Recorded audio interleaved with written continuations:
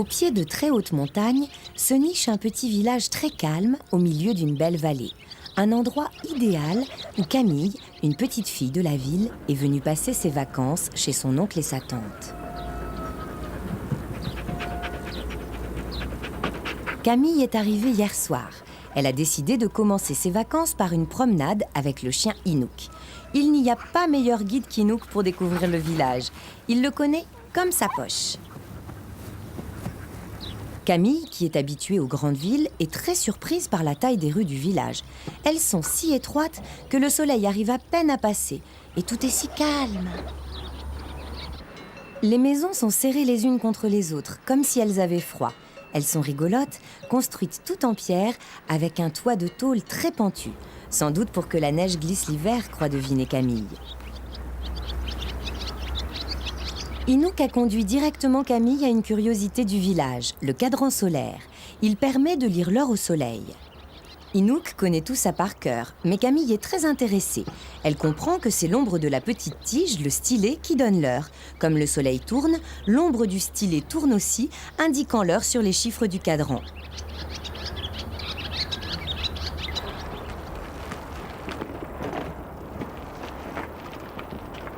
Après sa promenade, Camille part avec sa tante Valérie ramasser des framboises sauvages. Elles ont pris leur vélo car il faut aller assez loin dans la forêt.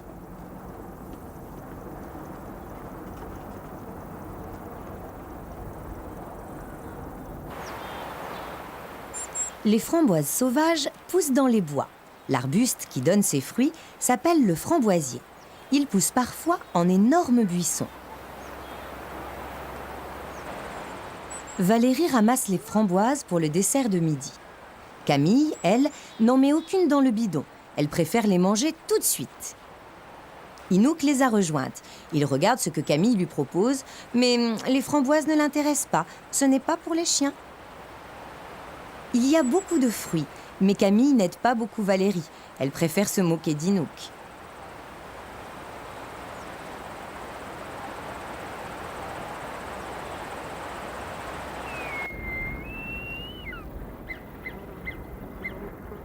Après le repas, Camille est allée avec son oncle Pierre observer les animaux. Pierre lui apprend le nom de ce grand oiseau, le circaète Jean Leblanc.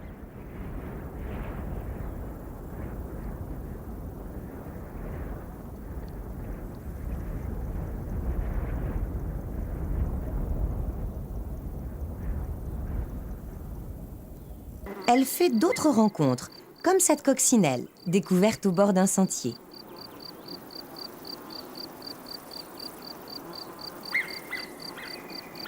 Pour finir la journée, Pierre l'emmène au bord d'une tourbière. C'est une sorte de mare.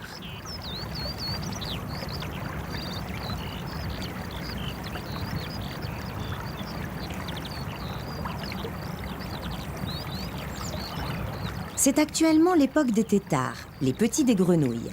En inspectant les bords de la tourbière, nos deux amis s'aperçoivent qu'il y en a partout. Pierre essaie d'en attraper un pour le montrer à Camille. Mais ce n'est pas facile, il glisse dans la main. Les têtards ne sont pas encore des grenouilles. Ils ont une queue et pas de pattes. En grandissant, leurs pattes vont pousser et ils perdront leur queue.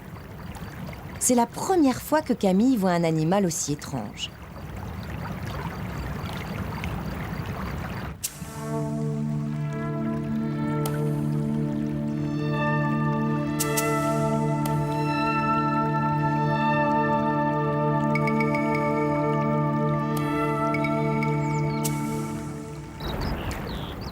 Pierre explique à Camille qu'il y a aussi de nombreuses plantes très originales dans la tourbière, comme ces joncs qui poussent les pieds dans l'eau.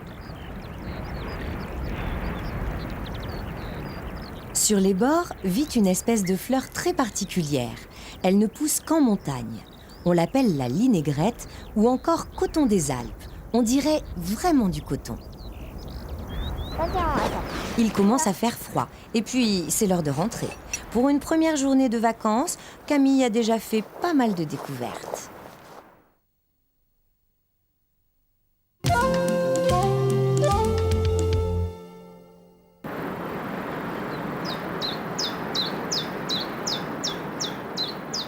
Au milieu des montagnes se cache un tout petit monde qui vit dans le plus grand secret.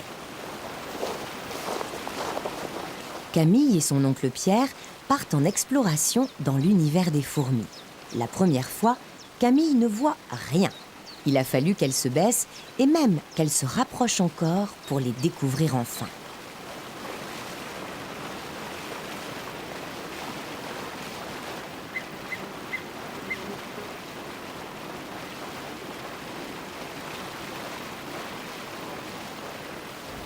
Camille n'en revient pas. Elle allait vraiment passer à côté sans rien voir. D'ailleurs, il y en a encore là, sur le grand chardon. Il y a même au-dessus une sorte de mouche. Elle se régale du nectar de la fleur. C'est une sorte de sirop très sucré, le délice des mouches et des abeilles. Elles en sont folles. Quand on regarde bien, on s'aperçoit qu'il y a un monde fou sur les fleurs.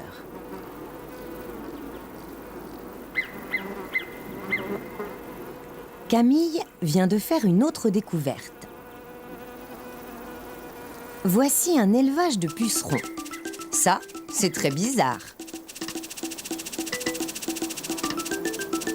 Les fourmis élèvent les pucerons comme nous élevons les vaches, pour les traire. Les pucerons fabriquent non pas du lait, mais un liquide sucré, le miella, dont les fourmis se nourrissent.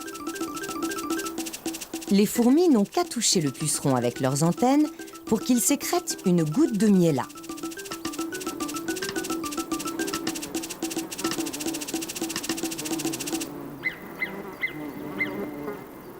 Les fourmis font leurs élevages sur des grandes fleurs comme ce chardon.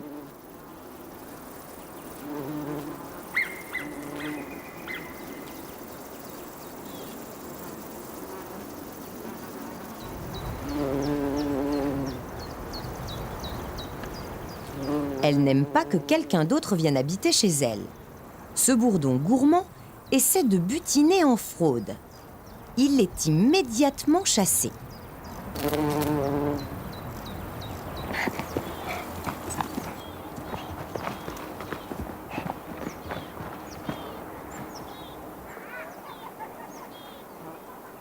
C'est dans les bois que Camille retrouve par hasard les fourmis. Elle est en train de jouer quand elle s'aperçoit qu'il y en a partout autour d'elle.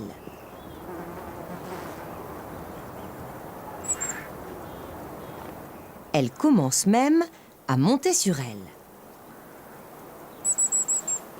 Rien de plus normal, car les fourmis sont ici chez elles. Leur maison, la fourmilière, est toute proche.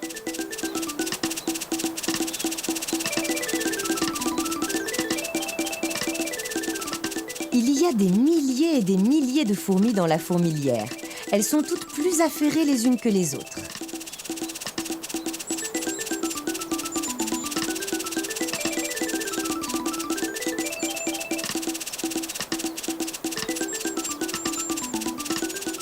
Elles n'arrêtent pas d'entrer et de sortir par les petits trous qui servent de porte à la fourmilière.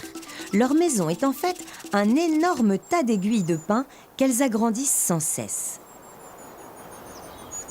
Les fourmis ont toutes quelque chose à faire. Celles-là sont des chasseurs qui ramènent leur gibier. Celles-ci transportent des légumes.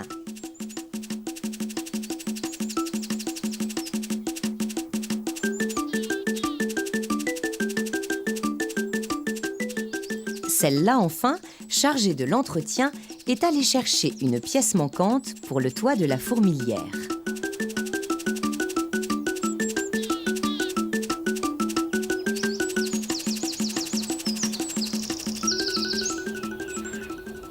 Chez les fourmis, il y a longtemps que l'on a compris que l'union fait la force. En un rien de temps, cet énorme criquet sera descendu dans les caves de la fourmilière.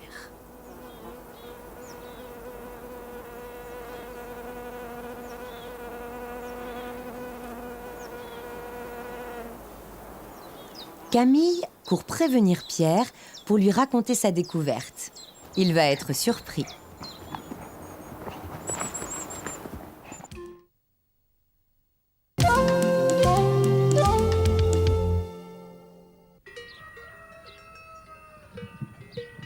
Très tôt le matin, alors que Camille dort encore, les habitants de la montagne sont déjà au travail.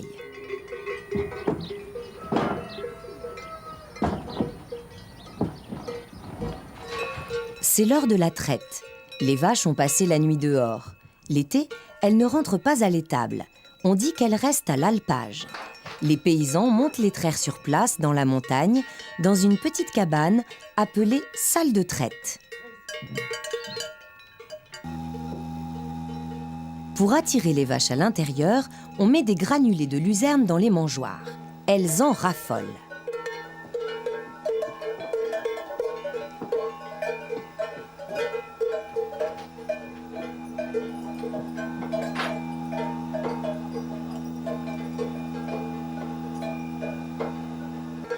Pendant que les gourmandes se régalent, on en profite pour les attacher. Un paysan branche la machine à traire. Il met les embouts de la treilleuse sur les mamelles de la vache qui ont été soigneusement lavées. Cette machine permet de tirer le lait des mamelles beaucoup plus vite qu'avant, où il fallait traire chaque vache à la main.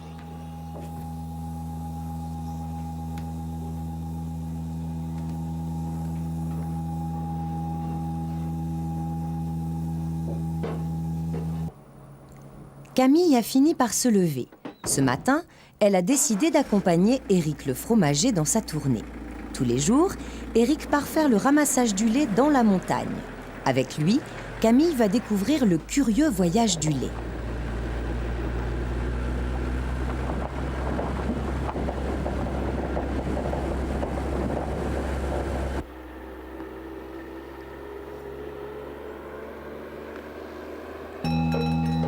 Le voyage commence ici, dans la salle de traite. Les paysans attendent que les mamelles des vaches soient vides. Quand il n'y a plus de lait, ils enlèvent les treilleuses sans que la vache semble s'en apercevoir. Le lait est alors vidé dans le filtre des bouilles. Les bouilles sont de gros bidons en aluminium capables de contenir 20 litres de lait.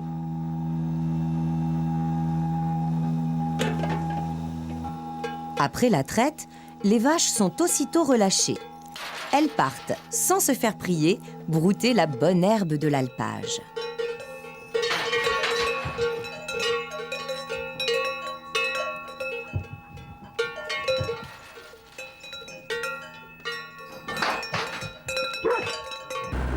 Pendant ce temps, Camille et Éric poursuivent leur tournée. La route est longue, de la fromagerie à l'alpage. Le lait commence son premier voyage. Éric ne pourrait pas monter à la salle de traite avec son camion. Le paysan charge donc les bouilles sur son véhicule tout-terrain. À 9 h, la traite est terminée. Le lait est redescendu au bord de la route.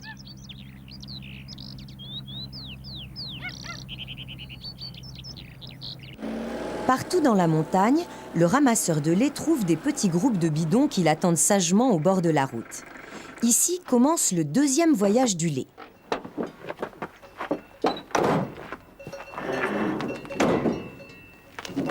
À l'aide d'une pompe, Camille et Éric transvasent le lait dans la citerne réfrigérée du camion.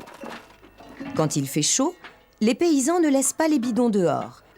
Ils les mettent au frigo pour que le lait ne s'abîme pas.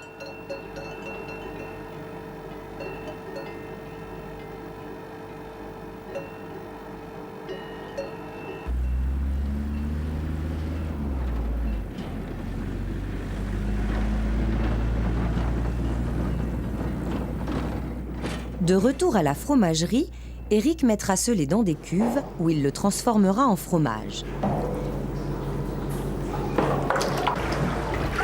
Une fois égoutté et moulé, le fromage est séché dans des caves.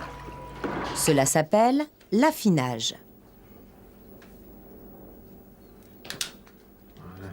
Tu vois, ça va mieux comme ça. On est encore meilleur comme ça, je trouve. Finalement, ils ont bien fait de nous faire recommencer. Tu crois pas? Voilà. Voilà. Grâce à Éric, Camille a compris le long voyage que doit faire le lait pour devenir fromage. Et en plus, il lui a offert un délicieux cadeau. Tiens. Voilà.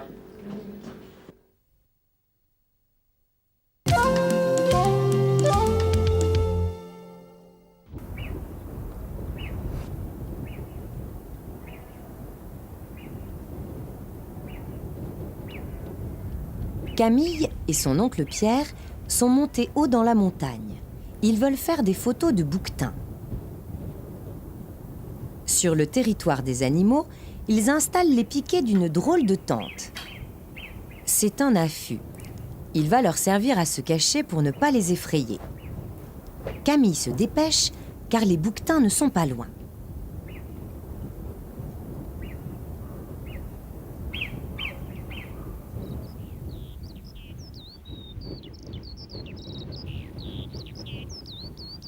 Vite, vite! Il ne manque plus que l'appareil photo de Pierre et nos amis seront prêts.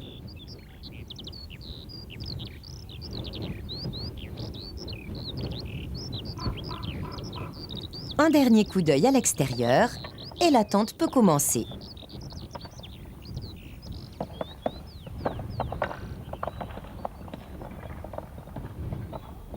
Très vite, des bouquetins arrivent à proximité de l'affût où Pierre et Camille restent cachés sans faire le moindre bruit. Il y en a même un qui était déjà là. Il ne s'est même pas réveillé. Le gros de la troupe est encore loin dans les pierriers.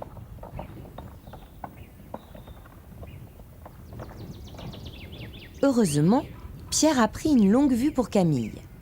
Cet instrument permet de voir très loin. Après avoir trouvé le bon œil, Camille pointe la longue vue sur un gros mâle qui a commencé une sieste. Camille sait que seuls les mâles bouquetins ont ces énormes cornes sur la tête. Il est impossible de les confondre avec les autres.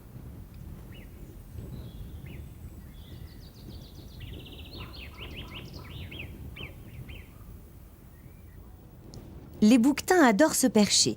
Ils se mettent bien en vue sur un rocher qui domine les environs. Ainsi placés, rien ne leur échappe. Ils peuvent surveiller tout ce qui se passe aux alentours.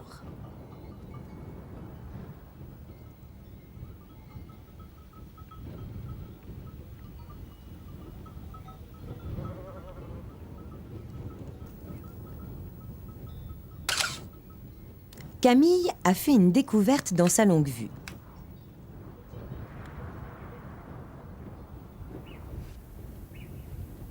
Les mamans, suivies de leurs jeunes cabris, sont arrivées dans les environs. Elles sont très nerveuses.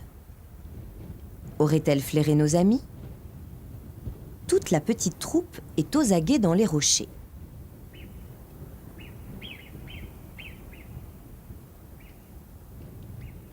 Mais il semble que ce ne soit rien, car les jeunes continuent à brouter.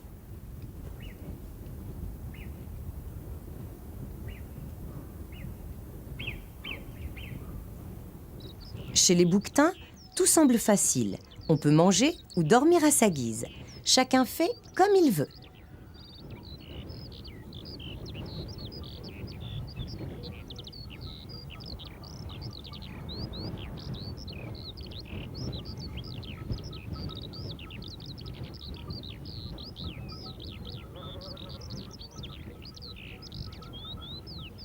Les mamans bouquetins ont beaucoup de travail avec leurs cabris.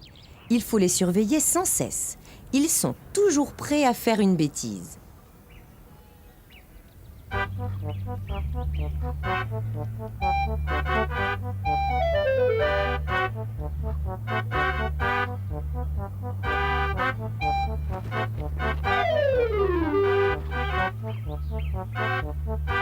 Camille a eu peur. Elle veut les faire voir à Pierre.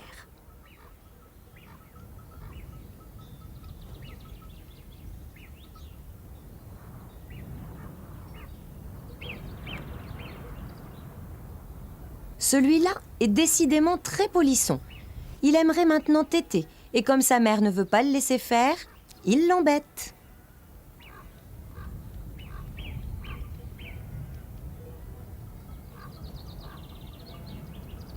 Ça ne va pas durer, car l'autre revient déjà. Que vont-ils inventer cette fois-ci ? Finalement, Pierre trouve qu'il n'y a pas beaucoup de différence entre Camille et les cabris. Ils sont tous aussi coquins.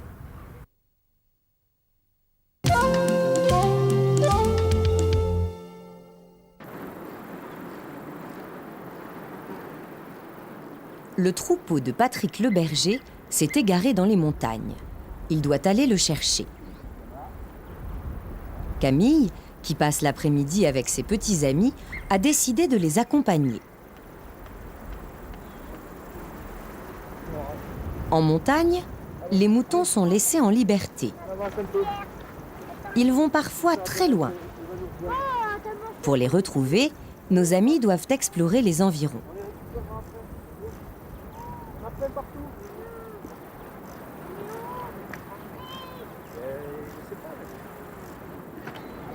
Enfin, les voilà. Ils s'étaient cachés au fond d'une vallée. Il faut maintenant les rejoindre pour les ramener.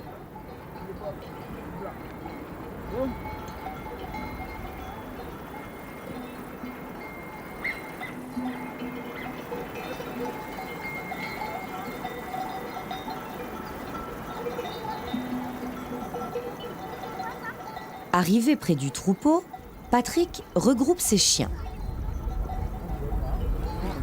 Il les aime beaucoup. C'est lui qui les a dressés pour rassembler les moutons.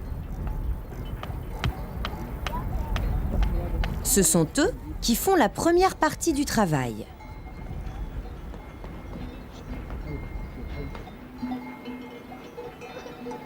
Les moutons ne pensent qu'à manger. Le travail des chiens consiste d'abord à les regrouper et c'est Patrick qui donne les ordres.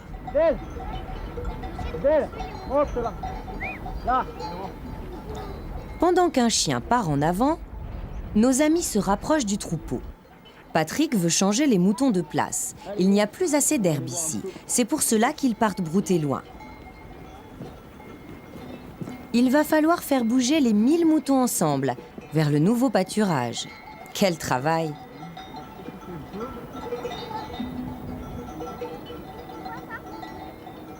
Garde une main dehors de la poche. Si tu glisses, tu frappes. Patrick a laissé les enfants bien à l'abri des chutes de pierre provoquées par les moutons. Il fait travailler ses chiens. En les voyant arriver, les moutons comprennent qu'il n'est plus l'heure de manger et qu'il faut se mettre en route. Les chiens veillent à ce qu'ils partent tous dans la bonne direction. Cette fois, le troupeau s'est mis en marche. Les moutons se suivent tous à la queue leu-leu en faisant de petites pauses pour brouter. Une fois qu'ils sont partis dans la bonne direction, c'est finalement assez facile de les faire avancer ensemble. Les bergers disent alors que le troupeau a pris le biais, c'est-à-dire le bon chemin.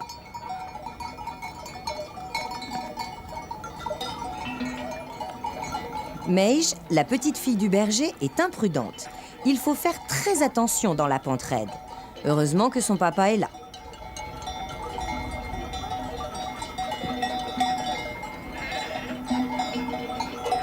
Une fois en route, le troupeau ne s'arrête plus. Nos amis doivent se dépêcher de le rattraper. Les moutons sont fidèles à leur réputation. Ils se suivent tous les uns derrière les autres. Ils marchent en file indienne, en suivant le flanc de la montagne, comme les moutons de Panurge.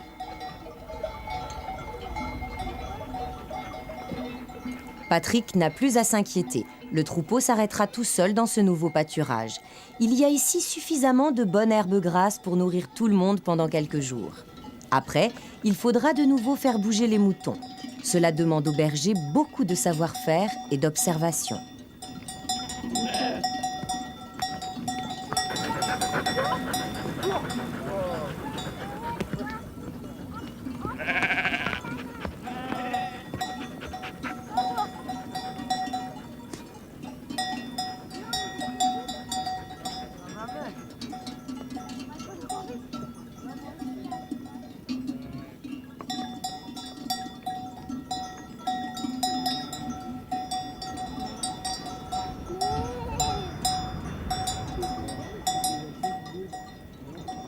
En rentrant à la bergerie, nos amis s'arrêtent au passage pour faire quelques caresses à Boubou, le petit bouc. Quel bel après-midi pour Camille.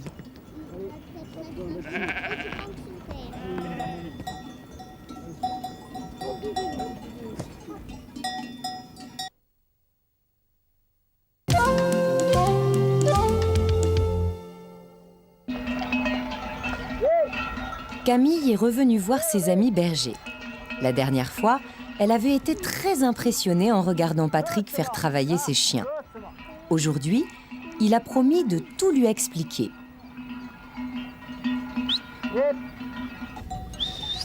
Tout d'abord, la présentation des chiens. Voici Adèle. Elle est très expérimentée et surtout très maligne. Eux, ce sont Janeiro et la Fouine, de sacrés coureurs. On les voit toujours ensemble. Ils sont infatigables. La petite troupe est réunie autour de nos amis.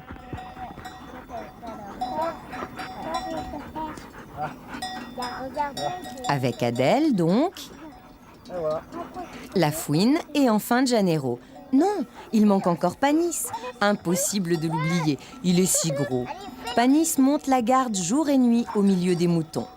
Comme il ne rentre jamais à la bergerie, imaginez sa joie lorsqu'il reçoit de la visite.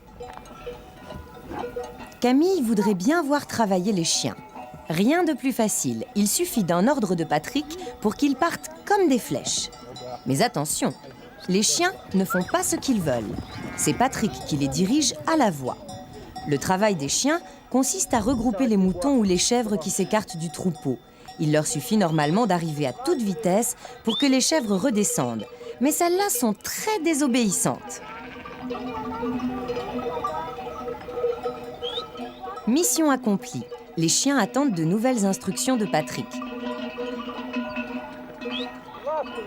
À droite. Les voilà repartis. Janeiro et la Fouine sont infatigables.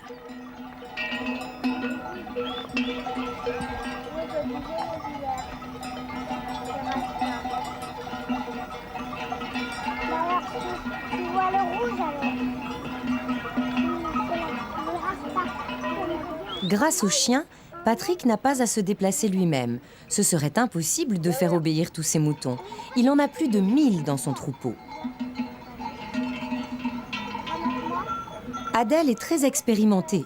En un petit coup de dent, elle sait faire rentrer un polisson dans le rang. En suivant les ordres de Patrick, elle peut mener toute seule les moutons.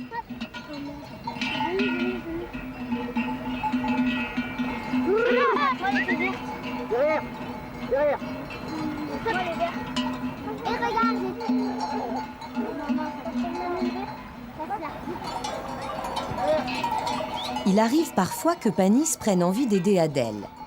Mais là, c'est la catastrophe. Panis ne comprend rien à la direction du troupeau. Ce n'est pas son travail. Chaque fois, cela finit en course folle avec son ami, le petit bouc noir.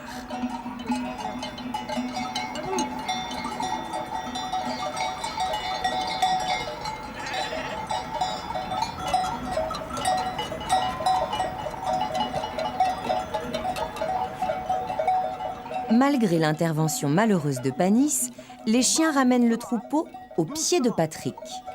En bas.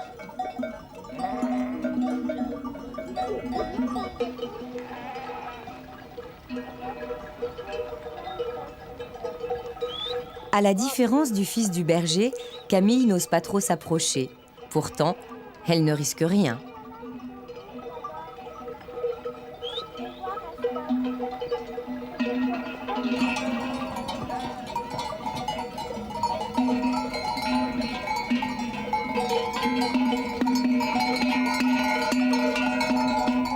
Patrick contrôle toutes les bêtes de son troupeau. Il vérifie que toutes se portent bien. Le contrôle terminé, c'est à Panis de se mettre au travail. Son rôle, c'est de veiller sur les moutons quand le berger n'est pas là. Il les protège contre les chiens méchants et les rôdeurs de tout poil. Il est tellement fort que les moutons ne risquent rien.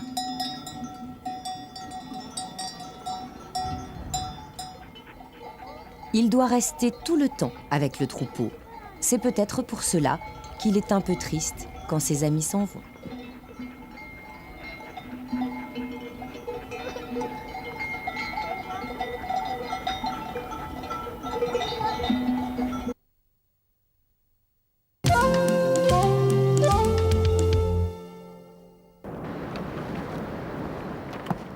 Depuis plusieurs heures, Camille et son oncle Pierre montent sur un sentier très escarpé. Aujourd'hui, ils partent à la découverte des animaux de la très haute montagne.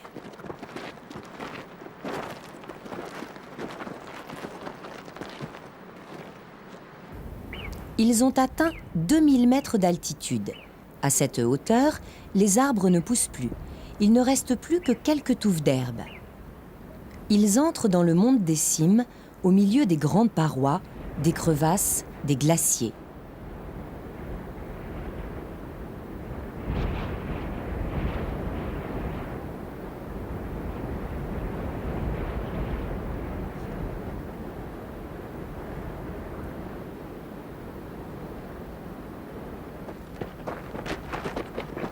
Le sentier n'est plus qu'une petite trace entre deux à-pics. Camille, émerveillée par le paysage, ne fait pas assez attention. Il faut qu'elle soit plus prudente.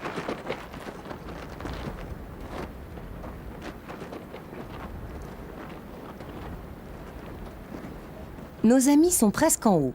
Autour d'eux, tout semble désert.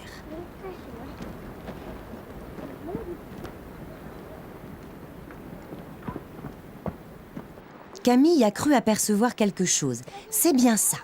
En haut du glacier, un chamois joue à faire des acrobaties.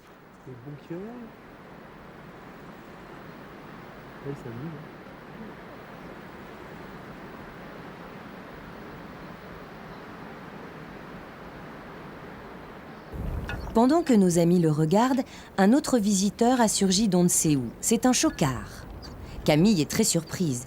Il y a un instant, cet endroit était désert. Elle voudrait savoir comment font ces animaux pour vivre ici. En fait, les chocards arrivent toujours à se débrouiller. Ils ont parfaitement compris que les randonneurs laissent autour d'eux des miettes et des restes de casse-croûte. Ce sont de vrais profiteurs. Ils arrivent à tire-d'aile dès qu'ils voient des gens arrêtés. Où que vous soyez en montagne, même sur les sommets, il y a toujours un chocard en vol à l'affût du moindre petit reste que vous pourriez laisser tomber.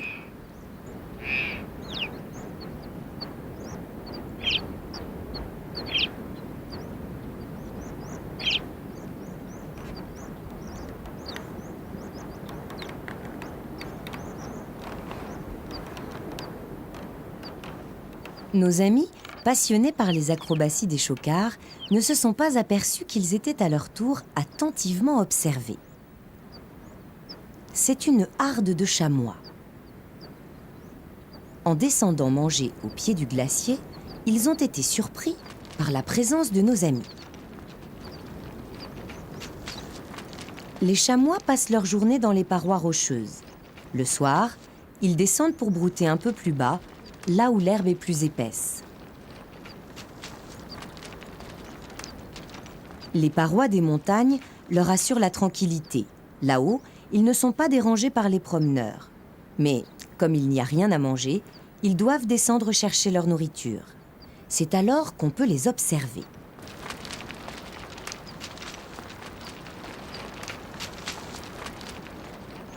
Comme Camille et Pierre sont assis et très calmes, les chamois n'ont pas peur d'eux. Nos amis restent sans bouger pour observer toute une famille qui se régale d'herbes tendres.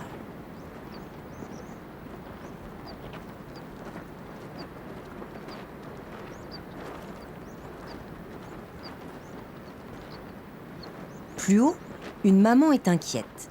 Son cabri ne veut pas rejoindre la troupe. Elle est obligée d'aller chercher son petit désobéissant.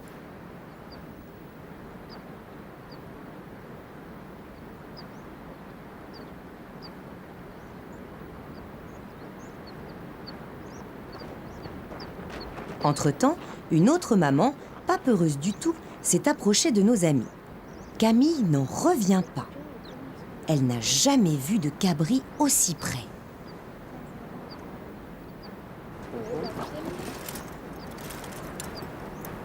C'est bien. C'est le tien.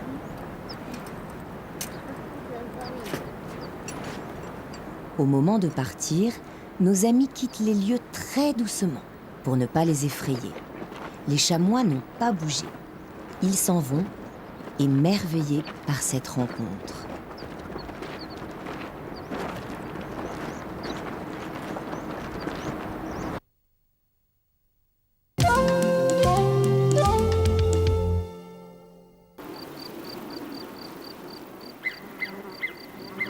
Au pied des montagnes, serpentent de petites rivières au courant très rapide, appelées torrents. C'est au bord d'un de ces torrents que l'on retrouve Camille, son ami Olivier et Inouk le chien. Ils semblent tous les trois très concentrés. Mais que font-ils donc? Ils sont en train d'attraper des sauterelles.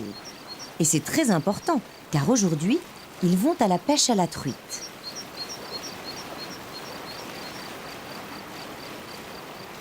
Camille trouve qu'il n'y a rien de plus difficile que la chasse à la sauterelle.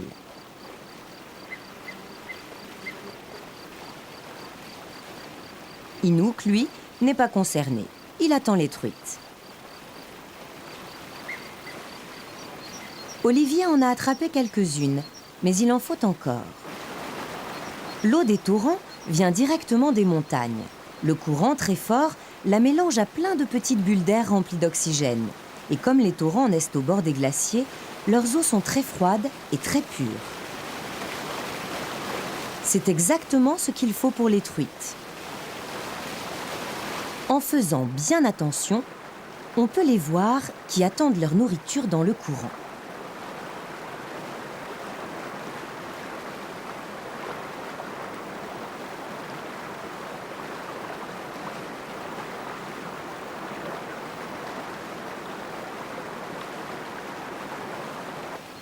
Olivier connaît toutes les petites habitudes des truites. Il fixe une sauterelle sur son hameçon, c'est leur plat préféré. Il doit ensuite entrer dans le torrent pour les surprendre. Il ne se mouille pas grâce à son pantalon de pêche qui le tient bien au sec.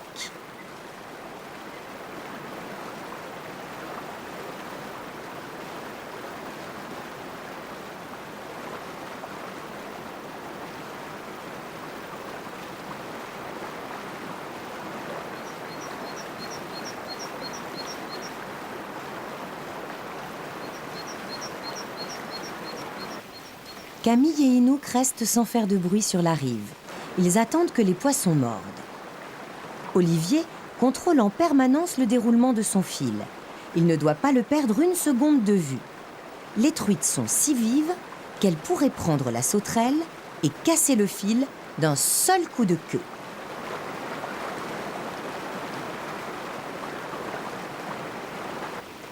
Camille a été la première à la voir. Une truite, plus gourmande que les autres, a mordu à l'hameçon. Olivier la ramène en faisant très attention.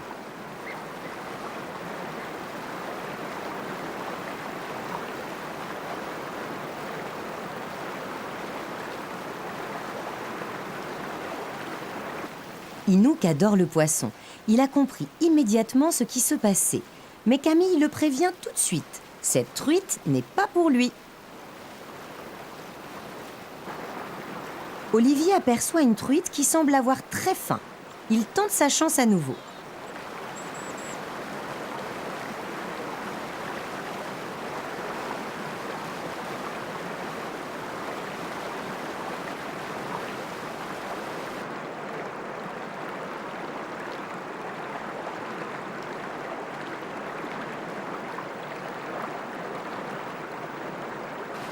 C'est une maline. Olivier doit essayer de lui lancer la sauterelle juste devant le nez pour tenter sa gourmandise. Elle ne semble pas décidée. Mais si, la voilà prise. Olivier a de la chance. La truite se débat dans le courant. Inouk suit la scène avec le plus grand intérêt.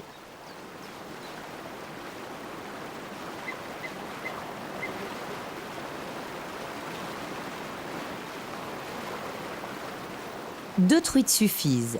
Une pour Camille, une pour Olivier. Ce n'est pas la peine d'en pêcher plus. Mais Inouk n'a pas été compté. Il semble très déçu.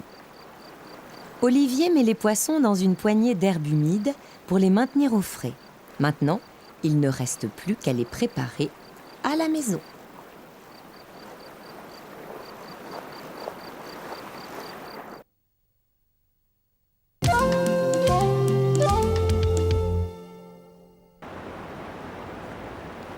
Aujourd'hui, Camille est très contente. Avec son oncle Pierre, ils montent dormir très haut en montagne, dans un refuge.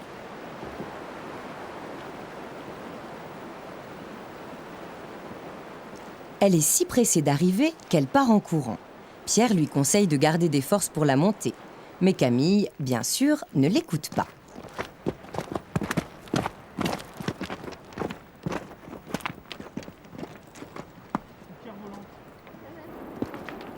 Après un petit moment de marche, Camille avance déjà bien moins vite.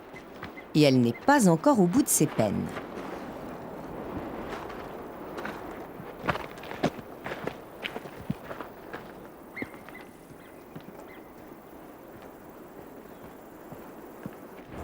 Deux heures plus tard, nos amis sont presque arrivés. Pierre a vu le refuge le premier. Il le montre à Camille.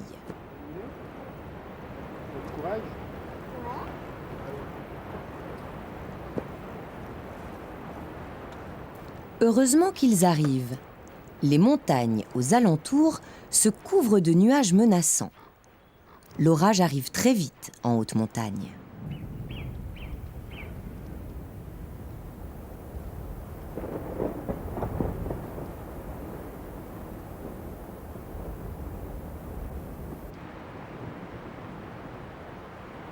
Enfin la maison.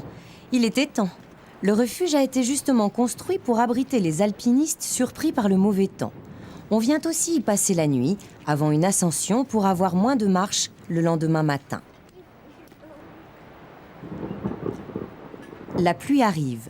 Nos amis ont posé leurs piolets pour ne pas encombrer l'intérieur de choses inutiles. Dans un refuge, il n'y a pas beaucoup de place.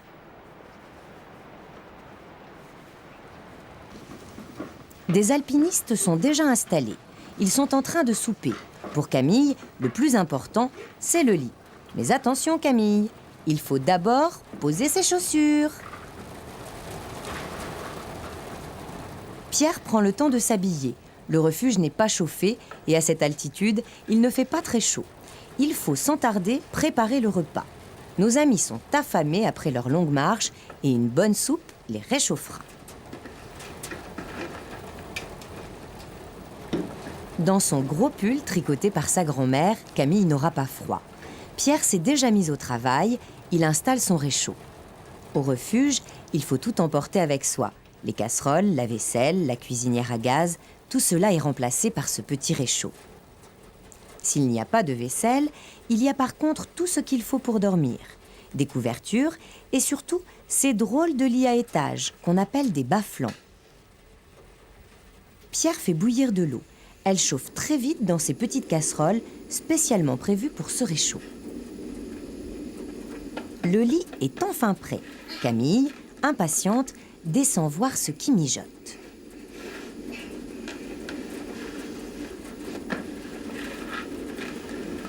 Ce soir, soupe pour tout le monde.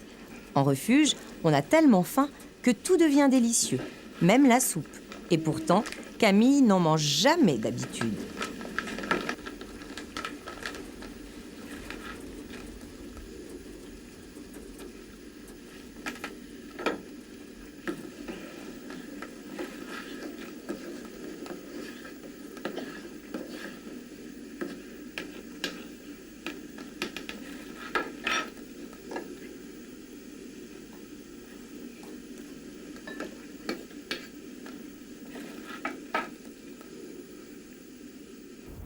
Dehors, l'orage s'est arrêté. La nuit tombe tout doucement sur les sommets. Nos amis ont fini de manger. Pierre regarde sur la carte leur parcours de demain. Camille a voulu essuyer la table. Elle donne les miettes aux oiseaux. Elle est curieuse de savoir où Pierre va l'emmener demain.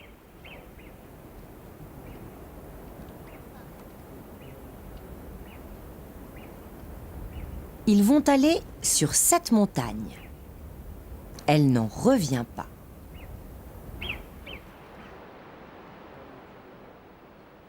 Camille rêve sans doute qu'elle est déjà là-haut.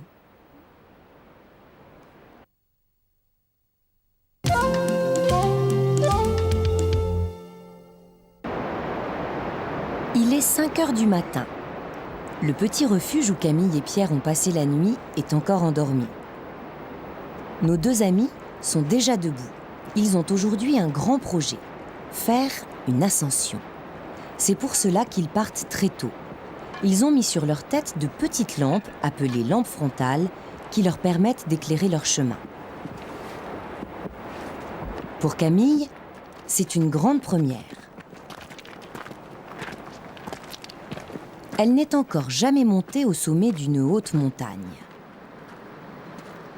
Le soleil, en se levant, joue à cache-cache derrière les montagnes.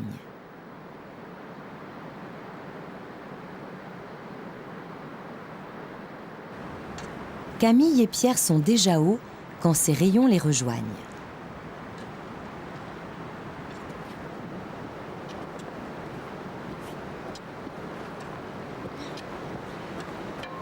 Cette fois, les choses sérieuses vont commencer. Nos amis arrivent sur les premières pentes de neige, les névés.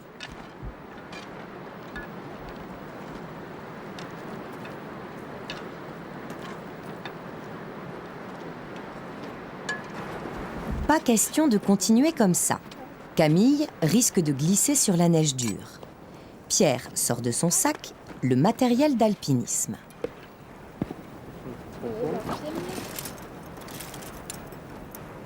C'est bien. Ça les tient.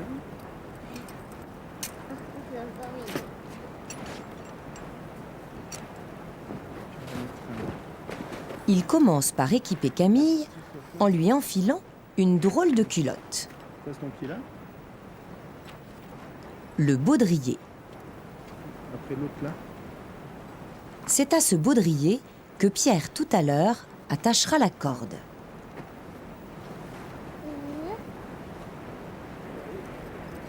C'est comme ça. Il fixe les crampons aux chaussures de Camille. Les crampons sont des griffes de métal qui s'enfoncent dans la glace pour empêcher le pied de déraper.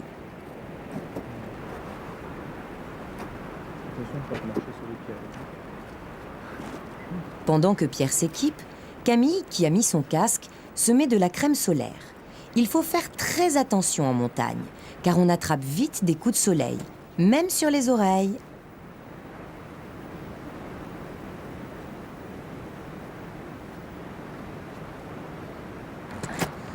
Voilà la corde. La corde est très importante quand on fait de l'alpinisme. C'est elle qui permet d'être retenu en cas de chute. Pierre a attaché la corde au baudrier de Camille par un nœud compliqué. Il s'attache à son tour à l'autre bout de la corde. Nos deux amis forment alors une cordée. Au début, Camille croyait que la corde servait à sauter par-dessus, comme à la récréation. Ce n'est pas ça du tout. Attaché comme cela, Pierre peut retenir Camille à tout moment. En route! Ainsi équipés, ils partent vers le sommet, le piolet à la main. Autour d'eux, la montagne est magnifique et déserte.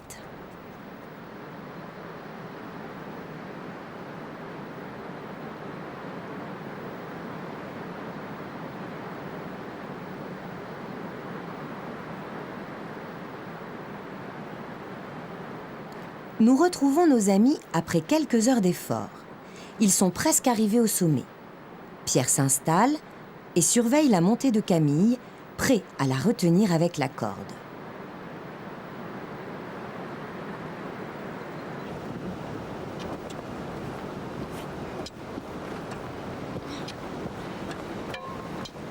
Camille n'en croit pas ses yeux. C'est magnifique. À cette altitude, il n'y a plus que des rochers et de la neige. Les herbes et les fleurs ne poussent plus. Il fait beaucoup trop froid.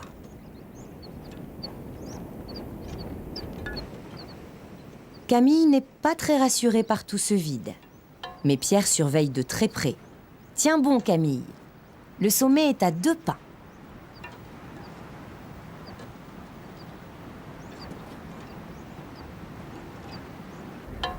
Ça y est, cette fois, ils sont en haut. Camille est vraiment très fière de son premier sommet.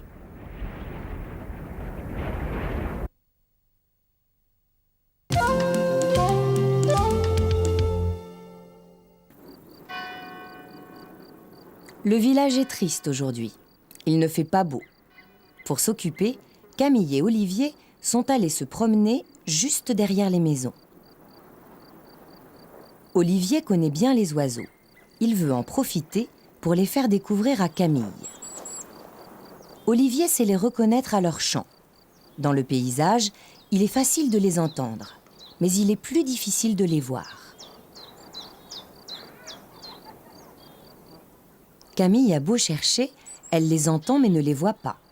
Les jumelles d'Olivier lui permettent de grossir ce qu'il voit. En regardant dedans, il peut voir les oiseaux de très loin. Les oiseaux sont peureux. Ils n'aiment pas qu'on les approche. Nos 2 amis se sont cachés dans les grandes herbes pour mieux les observer.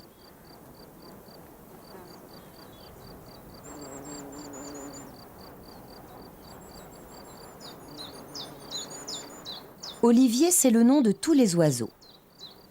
Celui-là, avec son bandeau noir, c'est une pie-grièche. Ça, c'est un moineau soulcy. Drôle de nom pour un moineau.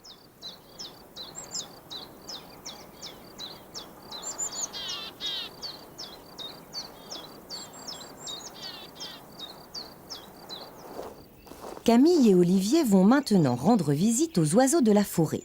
Leurs chants sont très différents. Olivier a entendu quelque chose. Il voudrait bien savoir ce que c'est.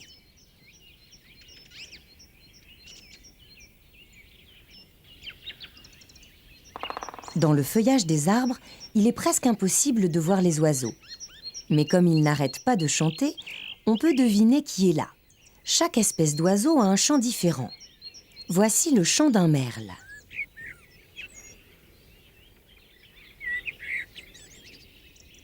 Dans ce concert, Camille n'arrive pas à distinguer un chant d'un autre. Mais Olivier a l'oreille fine.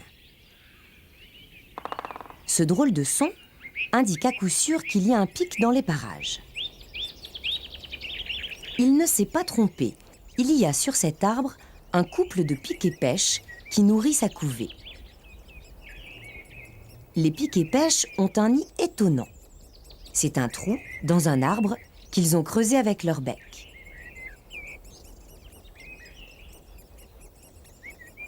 Camille n'en revient pas.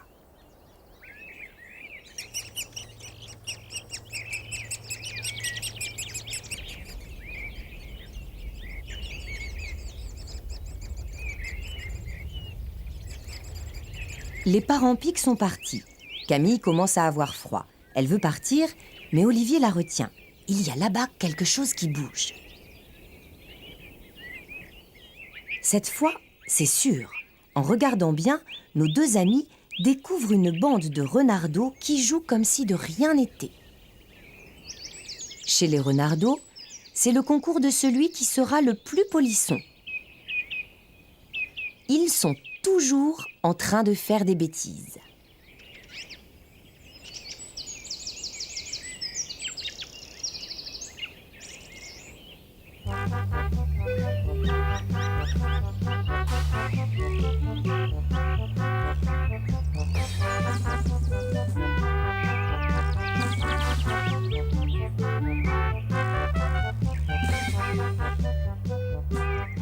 En voilà un 3e. Il était caché dans le terrier. Il vient jouer avec ses frères.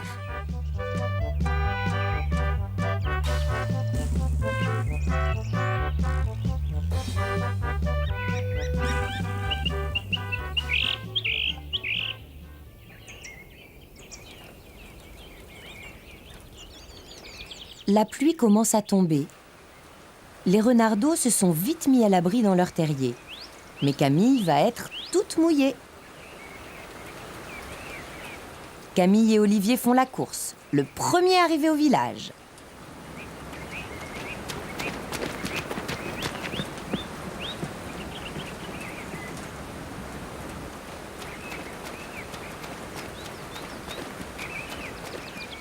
Heureusement, les maisons ne sont pas loin. On peut parier que dans quelques minutes, Camille sera bien au chaud devant son goûter.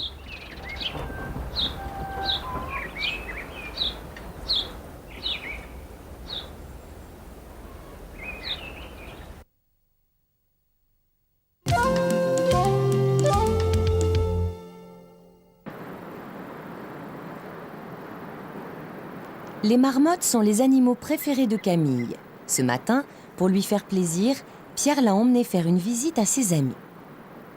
Le long du sentier, Camille entend leurs cris. Elles poussent des sifflements.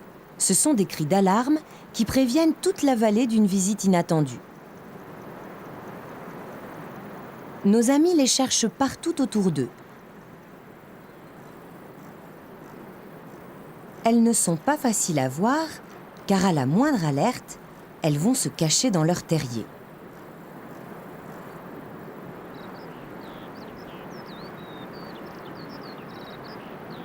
Grâce aux jumelles de Pierre, Camille finit par en découvrir une.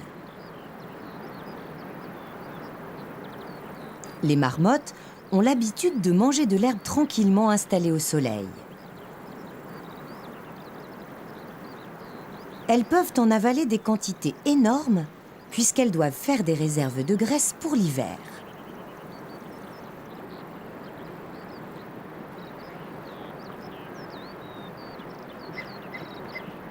Pierre et Camille se sont remis en marche. Ils ont décidé d'aller pique-niquer plus haut, dans le jardin aux marmottes. Les marmottes sont des animaux très méfiants. Quand Pierre et Camille arrivent sur le lieu de leur pique-nique, elles ont toutes disparu. Au premier cri d'alarme, elles se sont enfuies dans leur terrier. Camille est un peu déçue par l'accueil de ses amis. Mais Pierre lui dit de prendre patience, car les marmottes sont très curieuses. Elles vont ressortir. En effet, à peine ont-ils eu le temps de commencer leur casse-croûte que dans les rochers aux alentours, les premiers petits museaux pointent.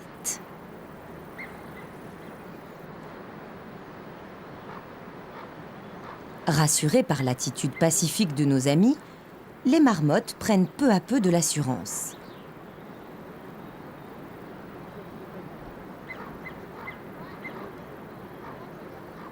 Celle-là reprend sa place favorite sur un rocher.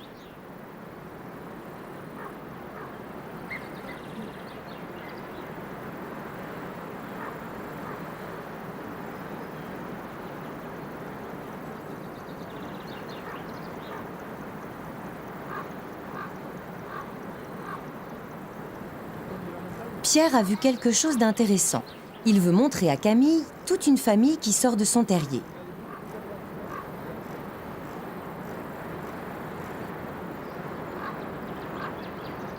Peu à peu, les marmottes reprennent les jeux et les différents grattages qui sont leur passe-temps préféré.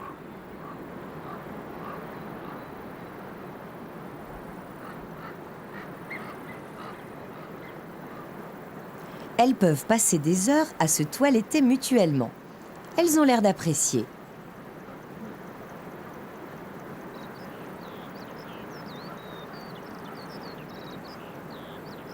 Celle-ci recommence sa sieste sur un rocher. Elle semble épuisée par toutes ses émotions. Camille voudrait bien ramener un souvenir de cette journée. En catimini, il s'approche d'une jeune marmotte qui prend le soleil devant son terrier.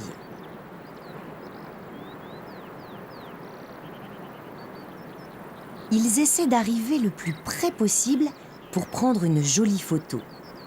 Mais il faut faire tout doucement pour ne pas lui faire peur.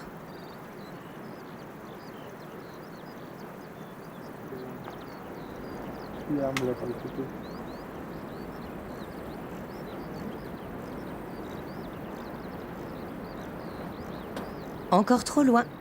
Camille veut s'approcher un peu plus.